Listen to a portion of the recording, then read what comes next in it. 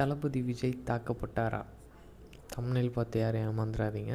It's a kind of a movie review. So TN 2026 அப்படின்ட்டு ஒரு படம் வந்திருக்கு, எல்லாத்துக்கும் தெரிஞ்சிருக்க வாய்ப்பு இருக்குது. ஸோ அதில் இந்த படத்தில் என்னென்ன பண்ணியிருக்கானுங்க அப்படின்னா, இனிஷியலாக வந்து ஒரு ஹீரோ படத்தில் நடித்து நல்ல ஸ்டார் ஆகிற மாதிரி ஸ்டார்ட் பண்ணானுங்க. அதுக்கப்புறம் கொஞ்சம் கொஞ்சமாக வந்து அஃபேர் வச்சுருக்கிற மாதிரி சொன்னானுங்க.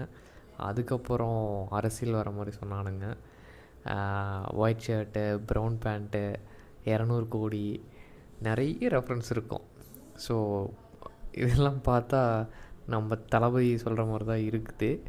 ஆனால் கிளைமேக்ஸ் மட்டும் கொஞ்சம் ட்விஸ்ட் பண்ணி வேறு மாதிரி முடிச்சிட்டானுங்க. அது மட்டும் நல்லா இல்லை. ஒருவேளை கிளைமேக்ஸ் மட்டும் செம்மையாக இருந்தது அப்படின்னா படமும் நல்லா இருந்திருக்கும். வீக்கெண்டுக்கு கன்ஃபார்மாக பார்க்குற மாதிரி ஒரு மூவி தான் இது. ஸோ போர் அடிச்சதுன்னா கன்ஃபார்மாக பார்க்கலாம்.